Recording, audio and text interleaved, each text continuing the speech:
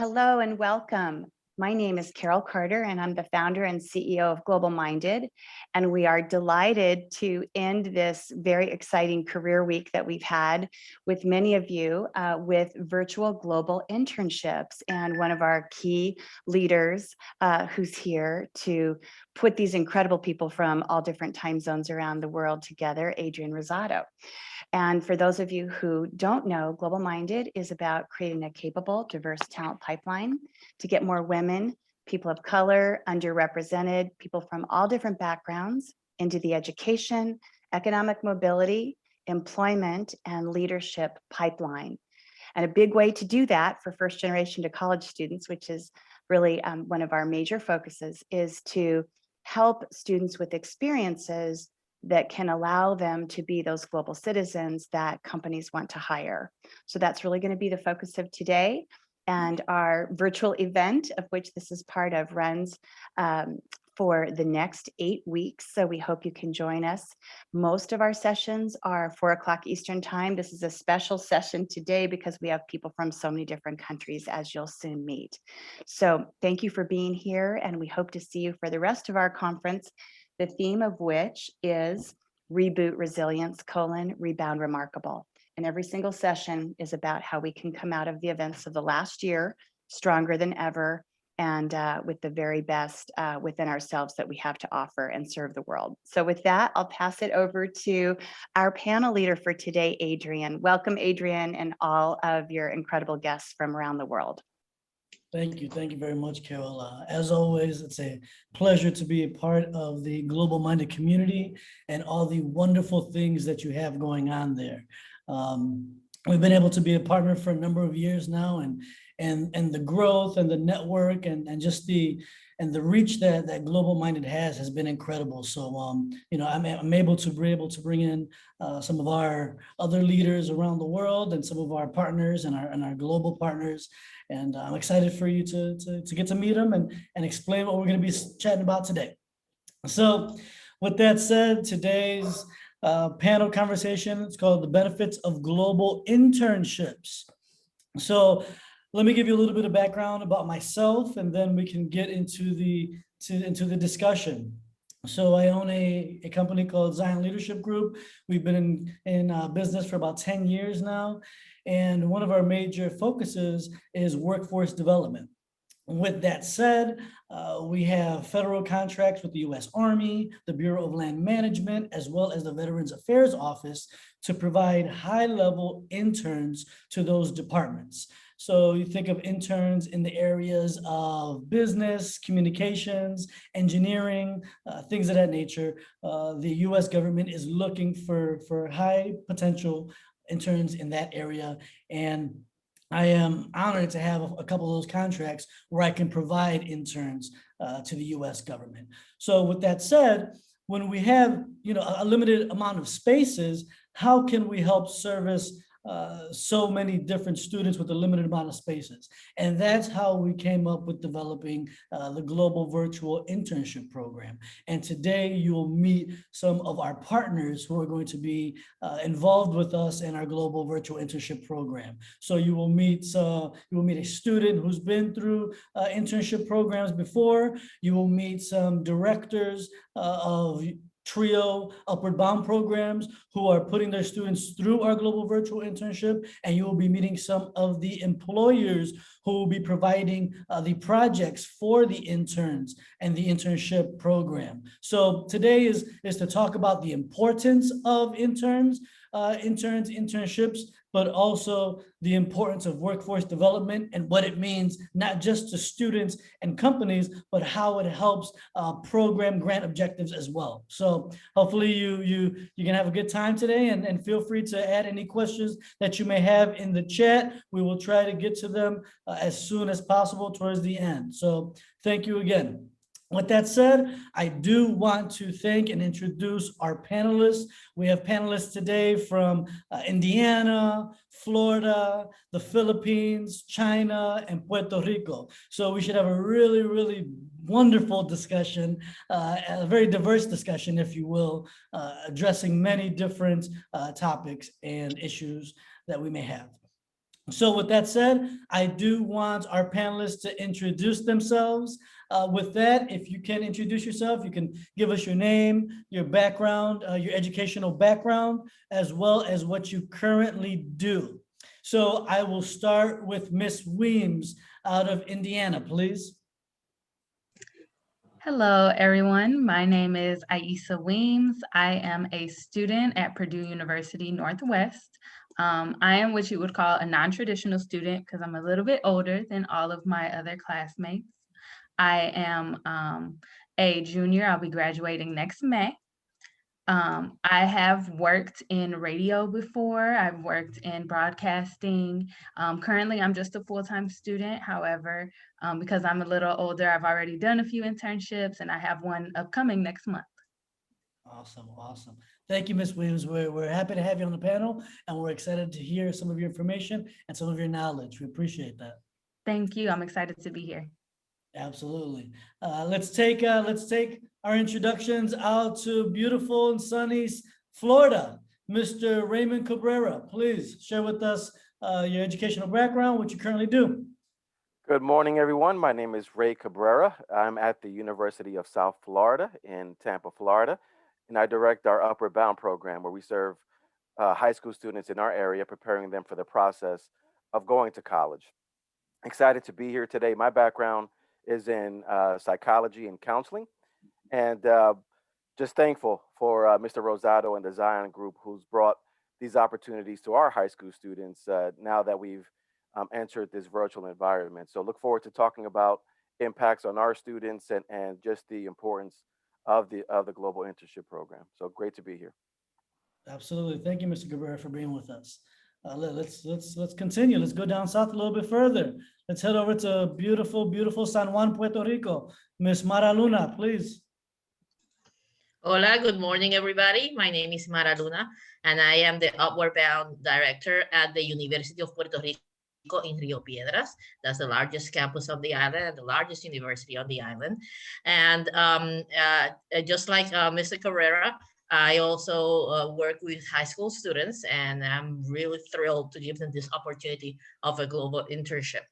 My background is in languages and in education. I've been an ESL professor teacher for the past 25 years. And I just love giving opportunities to students doing something more outside of this small island. So I'm very excited to be part of this panel today. Awesome, awesome. Thank you. Thank you again for being here, Miss Luna. It's always a pleasure to collaborate with you. That said, so we've met a student, we've met two directors. Now let's head over to Asia and speak to some of our employers. With that said, I'd like to start off in wonderful, sometimes I refer to it as my second home, Manila, Philippines. Let's go, Miss Erika Aquino. Thanks, Adrian. Good evening from Manila, Philippines, and good morning to everyone over there in the US. So my name is Erika Aquino. I have a master's degree in communications with a major in integrated marketing communication. So my background is really in public relations, business development, and marketing in finance, hotels, hospitality, and the like. But right now, I am a serial entrepreneur. I head up a nonprofit organization that specializes in STEM education for underprivileged children. I also co-manage and co-own a craft brewery. And I also help out with the Zion Leadership Group. I help out with their marketing, their content, and a little bit of their projects on the back end. Awesome, awesome. Thank you, Ms. Aquino. It's a pleasure to have you on the call, and we're looking forward to you sharing some of your expertise. Let's keep it in the Philippines, and let's get to meet Miss Mitzi Damazo-Sabando. Wow, it's complete. Hi, everyone, and depending on where you are, good morning or good evening. I'm Mitzi Sabando. I'm the co-founder and CEO of TinkerHouse, an education startup from the Philippines. My academic background is in physics with a little bit of computer engineering, but I've had over 12 years, give or take, of design experience working with nonprofits and development agencies. Right now, our startup is working on democratizing access to hands-on STEM learning opportunities for children in the Philippines. Very glad to be here. Thank you, Mitzi. It's always a pleasure to speak with you and connect with you. We're looking forward to your expertise as well. So let's wrap it up with our panelists in Asia. Let's shift this party over to Wuxi, China, with the wonderful Tree Shu. Hello, good morning and good evening. I'm Chui Xu from China. Yes, the plant you can see every day. So now I work in a global company, Education First, as a community manager to create a comfortable English environment for over 10,000 Chinese students, offering them opportunities to be able to use their English in real life situations. Also working with people all over the world. So it's part of my job to, offering different internships and training them different cross-cultural backgrounds and communications. Also, my education background is in financial management. So I have lots of interest in investment. I'm a hotel investor and also a VP of a travel agency. So that's me. Thank you. Thank you, Tree. Appreciate you on the line. It's always good to be able to speak with you as well. So as you can see, we have an extremely diverse group with a lot of different backgrounds and a ton of different expertises. So as you can imagine, I think the pieces are starting to come together as to the importance of global internships, whether physically or virtually. When we look at opportunities like this, as we all know, COVID aside, the workforce was becoming globalized at an expeditious rate either way. So, in order to be ahead of the curve, this is why we create the programs that we do. And having our strong relationships with the universities, it allows us to partner with directors like Mr. Cabrera, Ms. Luna, and be in the cutting edge of innovative programming like this. So before we get into it, I do want to say thank you for really understanding the importance of programs like this and of internships, and allowing us to continue to partner with you and offer our program, year in and year out, and continue to develop. So that's a very important thing for us. So with that said, before we get to the employee perspective as to why global internships are important, I do want to head over to our directors, seeing as they're the ones who are the direct liaison between the students, the direct contact with the students. When we work with students, a lot of times what we miss is the opportunity to access and resources and knowledge. That's what the students are lacking a lot. So as directors and as educational institutions, that is your job and our job to provide those resources and knowledge. So before they can even think about an internship, before they can even think about workforce development, you're that first level, you're that first step to say, hey, this is even an option. This is an idea. So, and here is also a resource that we could provide to you. So I remember, me being a student, my directors, my counselors, they were my first line of access and resources. So I do want to start with Mr. Cabrera and Ms. Luna. And in terms of global internships, I do want to ask you this. Why is having a global perspective and network important in the personal and career development of students? We can, Ms. Luna, Mr. Cabrera, whoever wants to go first. Okay, so again, it's very important. Why? Especially here in Puerto Rico. Remember that we are an island and we have this sense of just being ourselves in this 110 by 35, that is the measurements of the island. And for us, all our relationships are basically with or through the United States. So given this, having this opportunity with students to relate themselves, to have a relationship with countries, with businesses in China and Philippines, all around the world, is something that is completely out of the possibilities. I mean, for us, just to think about getting out of Puerto Rico, that is, you know, if we want to go to Europe, if we want to go to Asia, we have to go through the United States and then over there. So just having this opportunity virtually, it gives them, you know, a perspective of them to opening their horizons. It's giving them the opportunity to see what is a global citizen, to know what are the benefits and what are the requirements. When you have this kind of relationships, your perspective of the world changes and you start thinking of things from another person's view and from another culture's view. So they not only will learn about businesses and about you know, how to do engineering or all these kind of things, but it's how they do them in another part of the world, and then they can think, hey, we can do this, or we can adapt that to our real situation here in Puerto Rico. So for me, it's more about, you know, for them to increase the understanding of the different cultures and the different possibilities that are open to them by these internships and by this networking. Again, we tend to relate ourselves only with the United States. So opening up those horizons, trying for them to have other opportunities is something that we look forward to. And of course, it's one of the requirements of our program to give them or provide them work study or internships. So what better way to do it than internationally?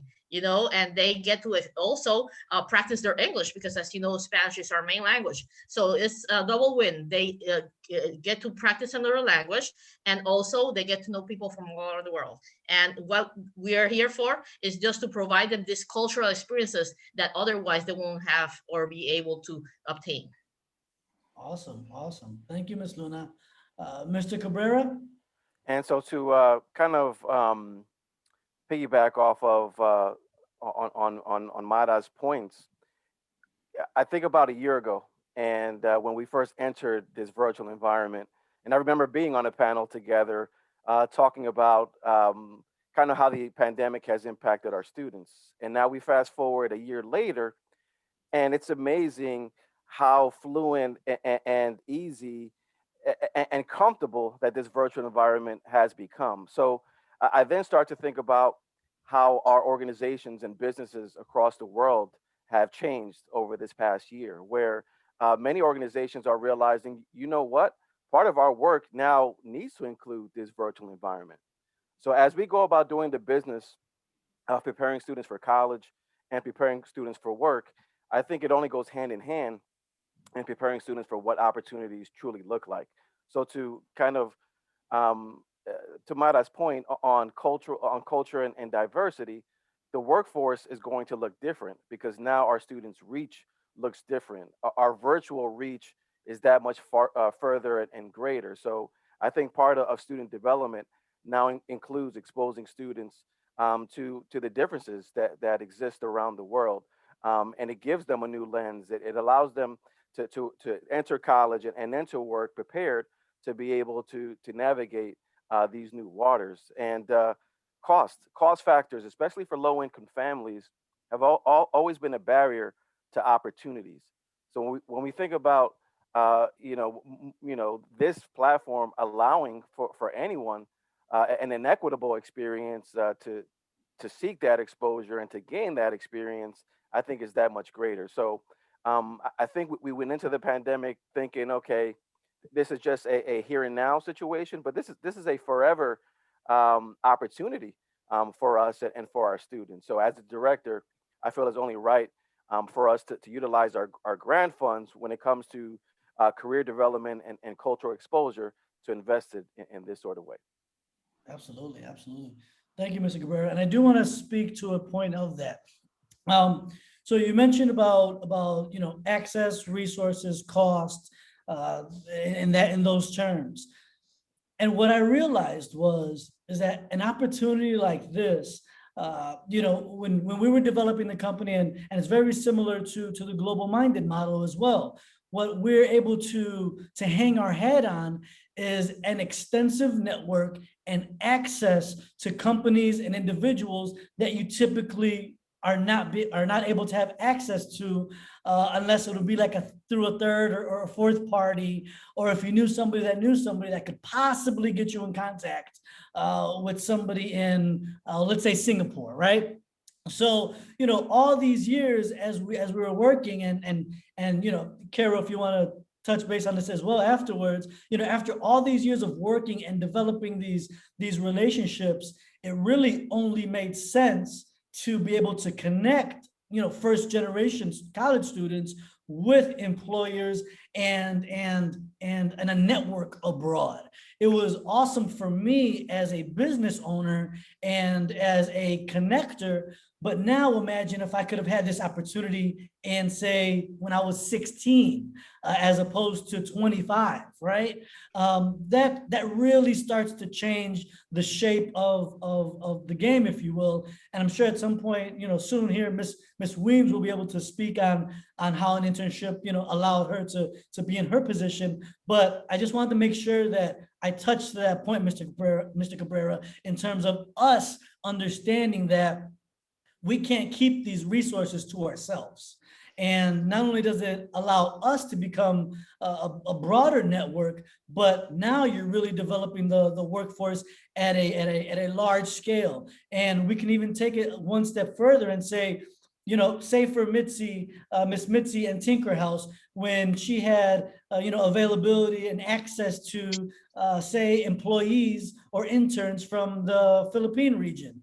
Now we can address problems and solutions from a global aspect, and she has access to our students who are studying business, who are studying engineering, who are studying communications, but also they're studying these things and they're solving these problems from the point of view, the perspective from the Caribbean, the perspective from South Florida, the perspective from Indiana, where we're solving different problems. So, this is an awesome way to really decentralize the solution part of this. So, and Adrian, I'll just say one quick thing too, that when you look at the arc of time over people's careers, not only getting more first gen than 11% pre-COVID to graduate, but getting them into promotion pathway jobs, the kinds of things that make them great managers, the kinds of things that allow them to be those global leaders are these kinds of experiences.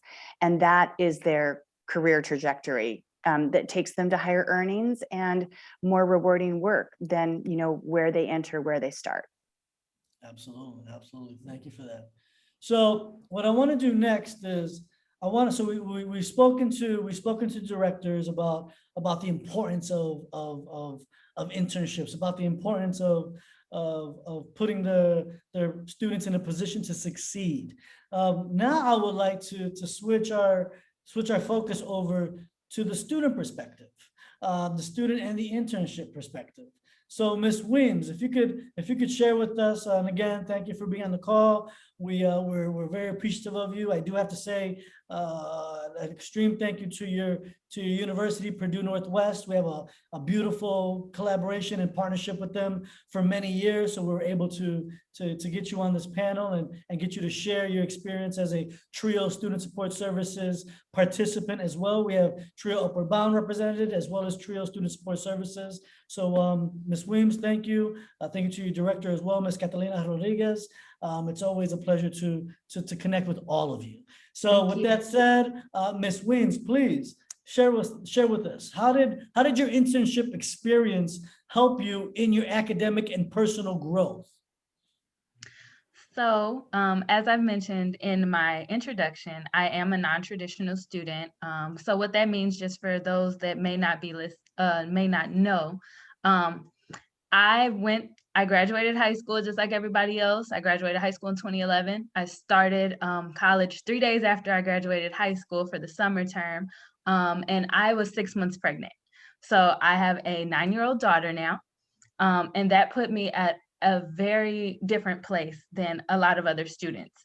I had a lot of dropping out and re-enrolling, where I just wasn't really sure how I was going to make it. So in the summer of 2014, I got my very first internship. I was, at the time, I was a broadcast media major. I was majoring in communications with a specialization in broadcast media. And I got my internship at a very prominent hip hop station in Chicago, radio station. And I loved it. It exposed me to media in a whole different light. It exposed me to professionalism, and it exposed me to different people in different aspects of media, whether it be artists or whether it be people that worked for the recording companies. And what that did for me personally with my growth was it helped me become more stable, and it also helped me become more professional on a level with everybody. It doesn't matter where you work or who you work for, you have to keep that level of professionality. As far as academically, I ended up getting hired on to the company full time, and I worked there for 6 years. I worked my way up from an unpaid intern all the way up until my last position. When I left the company, I was the head of my department, the traffic department, which works with all of our advertising. And that was very exciting, being able to move my way up. I noticed that I no longer liked media. So I decided to go back to school and finish my degree. And I was able to get in contact with the TRIO program. I am a longtime TRIO member, actually. When I was in middle school all the way up, I did Upper Bound, I did the educational talent search. So I'm very well versed with TRIO. And they were just able, they've always been able to help me in terms of putting me in the right connections with any type of scholarships I may need for school. Anything that they can do to help me succeed, they did. Even with my internships, I now have another internship coming up this summer for my new major is organizational leadership and supervision. So my internship this summer is actually with a company, a financial company. That's a worldwide company. So I was really excited to do this internship because this is the first time I'm working with a pretty big company. And I feel that my previous experience with internships is going to help me in my new internship, just to be professional and to know what's expected of me. I have high expectations for myself now, especially since I'm a little bit older. I don't really like to fail at all anymore. I feel like I've failed a lot and I'm just ready to keep going. So I'm very thankful for my internship and how it put me on the trajectory of it gave me those 6 years where I was able to experience something that I thought I would love, and I didn't, and that's okay. So I came back to school and now I'm on a new path and I have a new internship and we'll see if I like this one. Awesome, awesome. So a couple of things really quick, Ms. Williams, that really stood out. Well, I do want to make a statement and then I'll ask a question. So Okay. the statement is, you know, I don't think we failed. I think you learned a lot, right? Yes.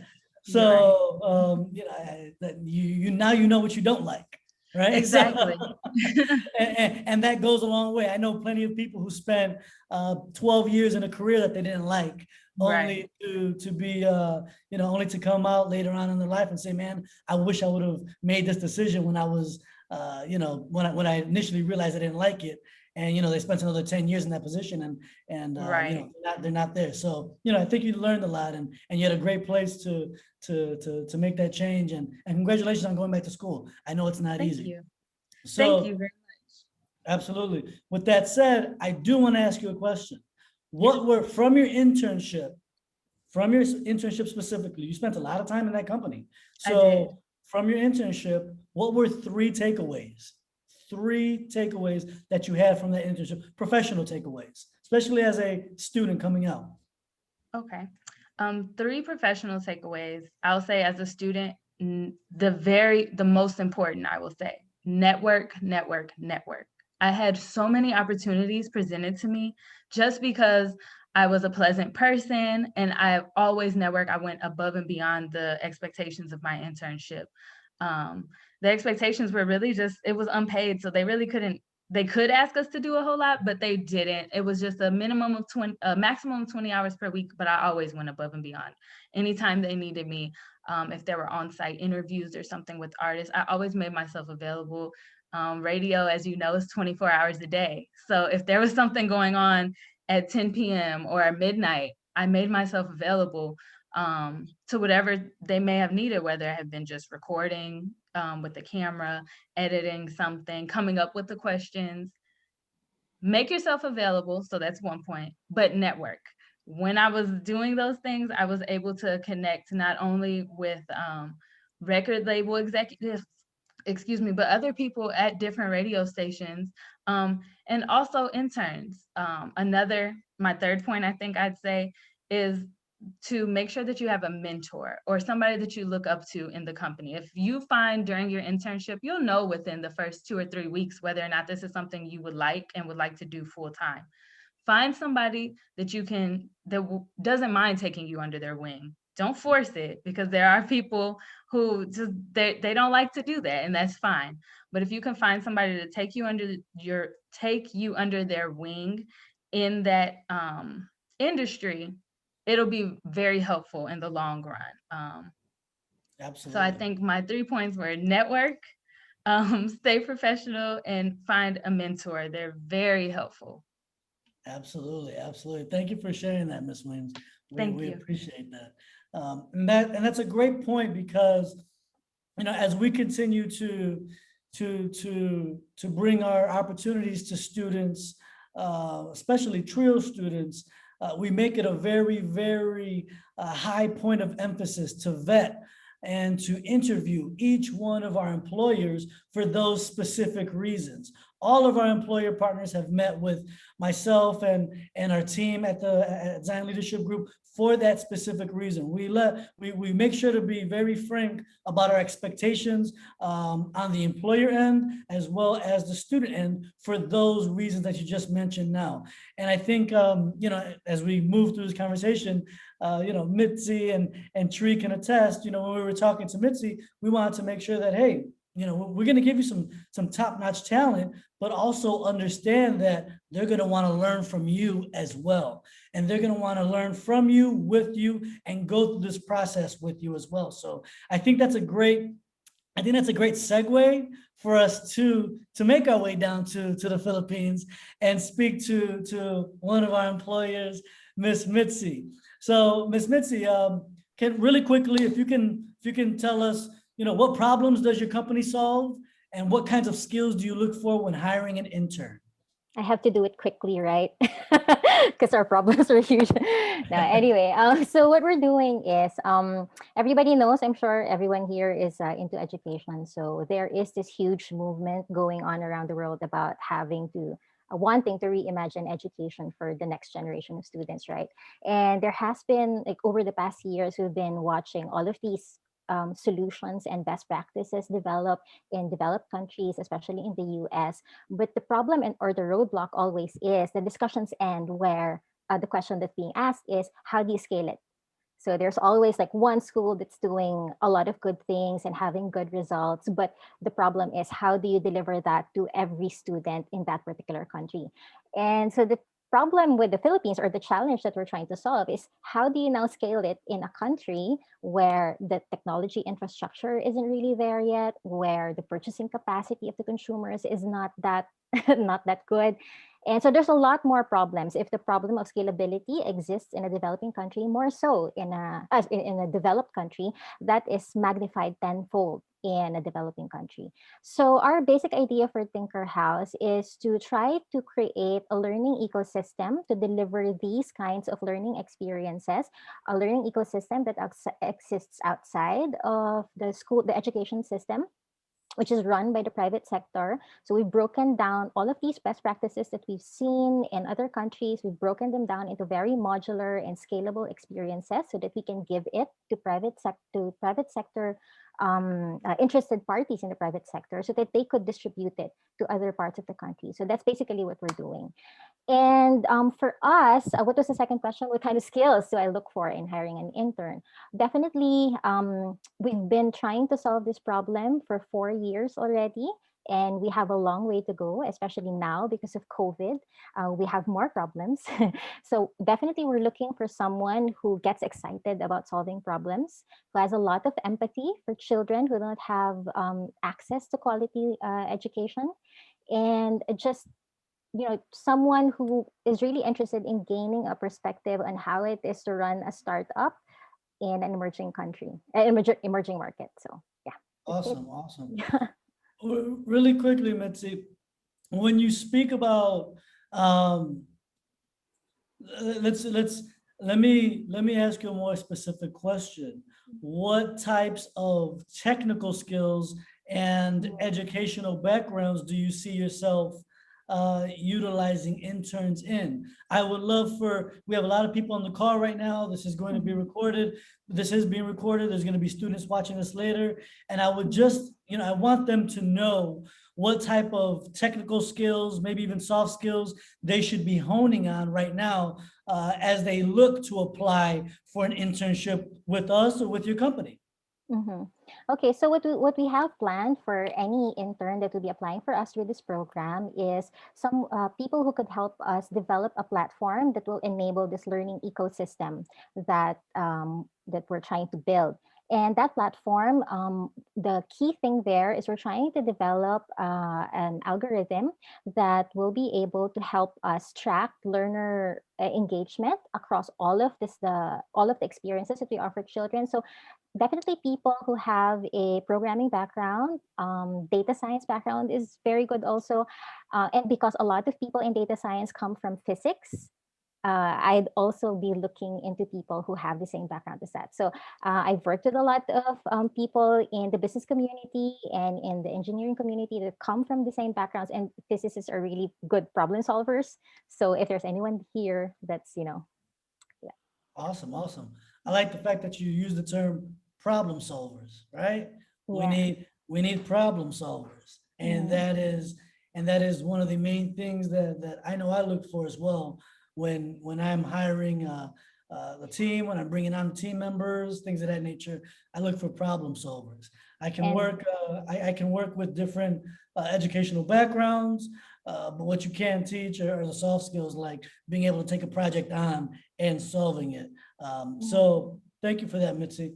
Let's head over down to China, and let's speak to Miss Tree, who is the community manager for Education First, which is a really large company. And as she mentioned, she works with over 10,000 Chinese students per year on developing programs for them, experiences for them, opportunities for them to engage with other English speakers and help them become better English communicators for business, professional, and academic success. She hires a lot of foreign people to come to China and help teach those 10,000 Chinese students. And I do have a quick success story that I want to bring up. One of our previous students, who also happens to be out of Purdue Northwest and came on one of our global immersion experiences a couple years ago, Ms. Kayla Patrick, now works in China as well as an English teacher for Education First. So that's it's a success story, and we're very proud of that. She was able to meet Tree a couple of years ago, and they developed a budding relationship from there. And like we've been talking about, right? Network.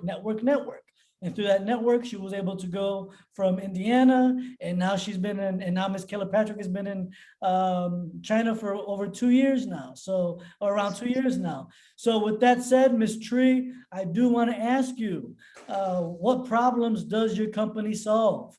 And what kind of skills do you look for when hiring an intern? Like you mentioned, we offer like English services to all the non-English native speakers around the world, including like 167 global presence.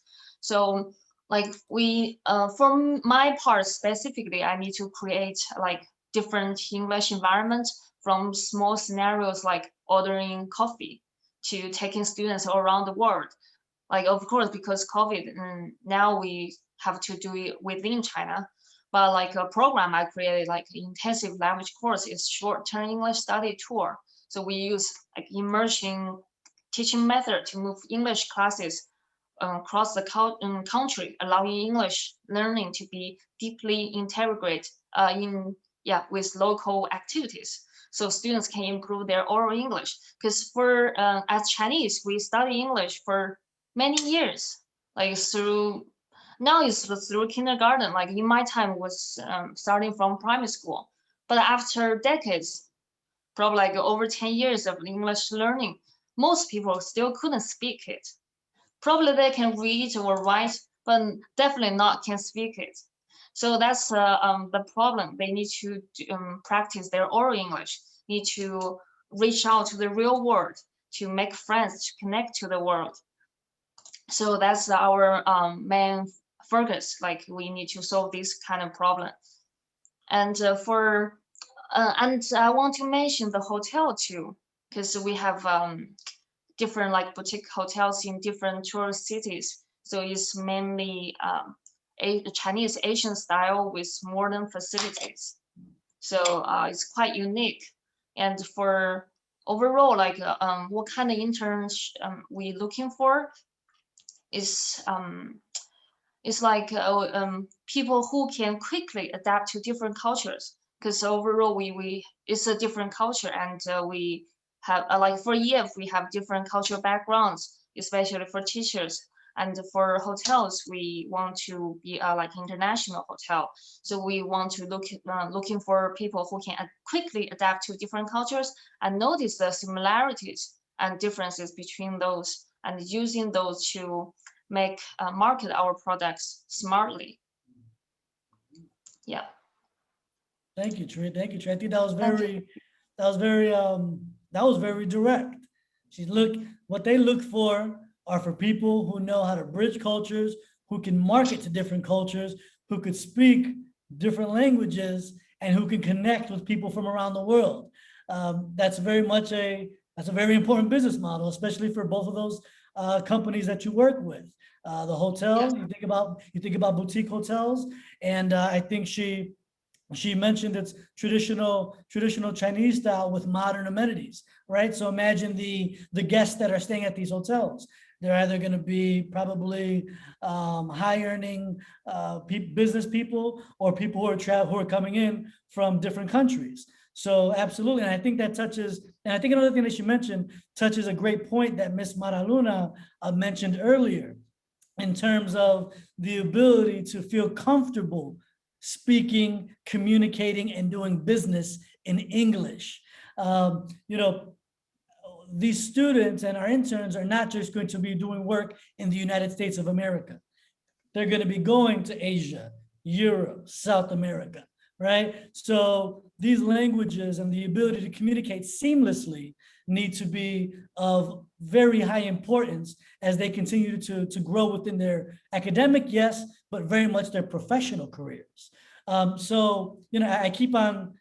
just pointing out similarities that I keep on seeing come up. So thank you, Ms. Tree. We always appreciate your insight.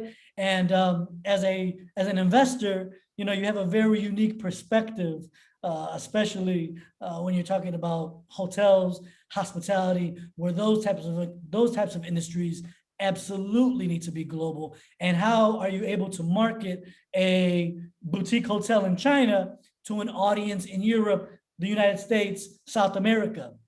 That's a great question and a great point to bring up. And we're looking forward to being able to provide you some high level students that are going to help you with those problems. So with that said, let's head back up to Manila and talk to Ms. Erika Aquino. Ms. Erika Aquino, what problems does your company solve? What kinds of skills do you look for when you hire an intern? Okay, so as mentioned, I'm a serial entrepreneur. I dabble in a few things, but with the foundation that I run, we allow underprivileged children better opportunities through our educational programs, whether it's volunteering, scholarships, or computer-based learning. Of course, with Zion Leadership Group, we're also looking to give opportunities to different students through cross-cultural and language training, internships included, okay? And what do I look for with regard to an intern? I'd like somebody who takes ownership of a project. They have that entrepreneurial mindset to carry it out as if it were their own. So, whether it's being assigned social media, or let's say something more technical, programming, etc.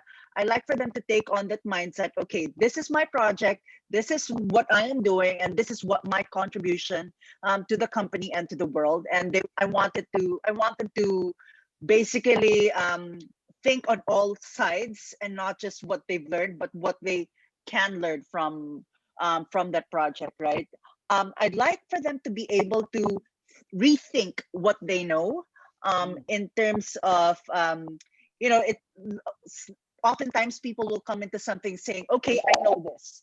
I know this much and I am able to contribute this much.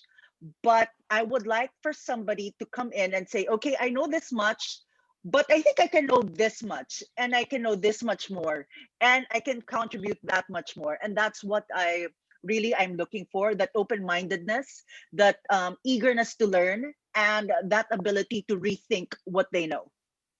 Oh, that's those are very powerful points. When I think of, and I'm great that you mentioned that, because that's actually going to be a great segue into the next, into as we begin to wrap up. But two things that you mentioned that really stood out to me: ownership and rethinking. And I think this is a direct bridge to our students. When you think of ownership, right? We think of, well, you know what? I have to do my job. This is my section of the job. I'll complete that and then I'm done. Well, yeah, in essence, but to Ms. Weems' point earlier, go above and beyond. Once you're able to go above and beyond in a project, on a team, you begin to stand out. And once you begin to stand out, additional doors begin to open, right? So, if we're providing an opportunity and we're providing resources and we're providing access, it's still you still have a responsibility to do more than what you're required, to not only make yourself look good, but make the people who put you in that position look even better. That's how I like to see things. We don't get to things on our own. It's typically a village or a tribe that helps you get there. So, it's not just about you saying, hey, you know what? I did my job. I did I did what they asked of me. No, I did what they asked of me and I did more. So I appreciate that you say that. And then the second part to that, Ms. Aquino, is rethinking themselves, rethinking about what they know, right? So oftentimes we come from our specific industries, from our specific organizations, and we've been so amazing at marketing. I've been so amazing at marketing to higher ed. I've been amazing at developing programs for HR, but that's been in America. That's been in my state. That's been locally. The way I market to companies in America, United States of America, may not be the same way I have to market to companies in Asia or even the Caribbean, right? So, I appreciate the fact that you say, begin to rethink what you know. Take what you can, learn from the people who you're working with, and rethink that whole model. So, those are very, very important points that you make for students, but also for the employers as they begin to work with students and interns as well. So that's a great segue to our final question as we begin to wrap up. And I do want to ask this question to the majority of the people on this panel, because I think it's a very important question, but I do want to specifically start with Ms. Weems. So for the group, and Ms. Weems specifically right now, the first one, how can first generation college students contribute to global companies as interns? I think that first generation college students have almost an edge that some other college students just don't have. And that's not to take away from anybody, because sometimes they do. But I've always noticed that I mentioned before that I was able to move up in my previous company, but what I forgot to mention was I actually had the opportunity to manage a group of interns for a couple of years. And what I noticed personally was that first generation college students seem hungrier. They seem like they want it more. They know, and I'm not saying that a lot of them come from poverty or different backgrounds like that, but some of us do. And you don't want to go back to that. Once you've had a taste of, okay, I can keep succeeding. My education can take me further in life. I can help bring my family up. I can set an expectation for future generations in my family. that's just the type of person that you would want to work for you personally. That's how I feel.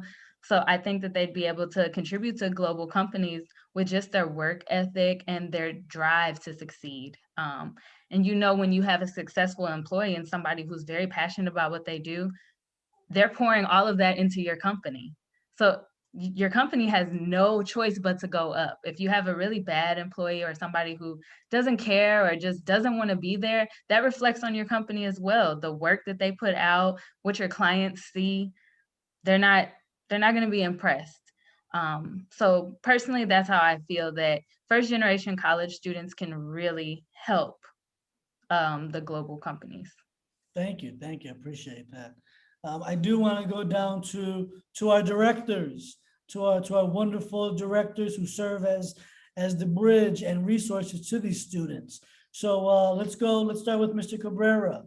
How can first generation college students contribute to global companies as interns, Mr. Cabrera? And to Ayesha's point, I think in working with my upper bound students, they always rise to the occasion. So when they're resourced and supported and guided and mentored, it is amazing the accomplishments. I always sit back at the end of every academic year or at the end of every summer and see just the growth in them and how they shine when they're in a supportive environment. So I think part of it is kind of creating this new normal for them in general, that as they navigate life and they walk through life, understanding that, hey, there are people that care about me, that care about my development, and with the resources, I can shine like anyone else. So I think what they bring to these internship opportunities is that insight, that excitement to feel like, you know what, I matter. Someone sees me. Someone believes in me, and just the depths that someone will go through when they feel that way is just amazing. So I think our first generation students, low income students, appreciate the opportunity and take the opportunity for what it is. Awesome. Thank you, Mr. Cabrera. And I do want to mention that, the assumption, not the assumption, but the understanding is that the technical skills are there. The learning skills are there. We're talking about specific soft skills, right, that they bring to the table. And that's the beautiful part. So, Ms. Luna, please, how can first generation college students contribute to global companies as interns? It's like when you take a kid to Disney World for the first time and they're in awe and everything is new and exciting. It's the same feeling.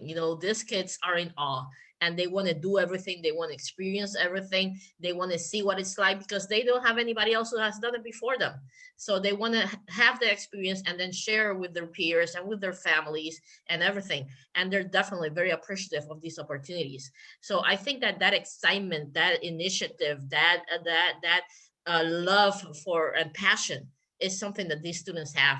That, I mean, it's not that others won't, but these students, are experiencing for the first time. And everything that it was, once you have something for the first time, it's definitely a different feeling, a different opportunity to grow.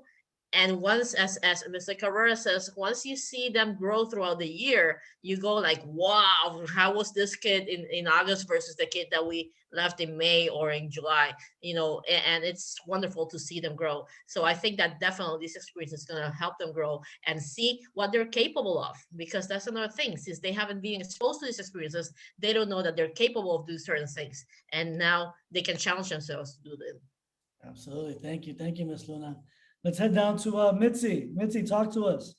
How can first generation college students contribute to global companies as interns, specifically your company? Yeah, just to add on, definitely agree with what everybody has said. It is different. We've worked with a few interns before, although locally, but they do bring a sense of curiosity, and it really invigorates like the entire company. Running a startup is very, very hard, and it gets tiring when you start out. You're all idealistic and working towards your mission, but after some time, it does get tiring. But when you get these kinds of kids, this like new blood, and they're all excited and very curious and very passionate about what you're doing, it's really infectious, and it's just it helps push forward the entire organization. So yeah, that's so very excited. Awesome. Thank you, Mitzi. Appreciate it. I do want to head over to China really quick. Tree, having worked with so many first generation college students over the past 4 years with their company, knowing the type of students that we provide, working with our partners at USF, at University of South Florida, with their language programs for the TRIO program. I do want to ask you, how can first generation college students contribute to global companies as interns? Definitely bringing fresh blood and fresh perspectives and helping our company to expand wider and deeper in different cultural backgrounds. Also for our students, it's new perspective too. Like I remember the first time we had a question like, what's the first impression of American and the Chinese? And their key words towards their in each other countries are so like brand new, surprising, really like break our like barriers among different cultures. And as an education worker, I think it's our duty to tell students like you have different style, different ways to live. You can you don't have one road. You have many different roads to choose, and it's our opportunity to it's our like obligation to provide those opportunities for students. So like, even if at the end of the day, they didn't choose to work globally, but it's not because they don't have choices. It's not because they don't fit in different cultures. It's only because they choose what they truly love. I think opportunities, chances are more important for students.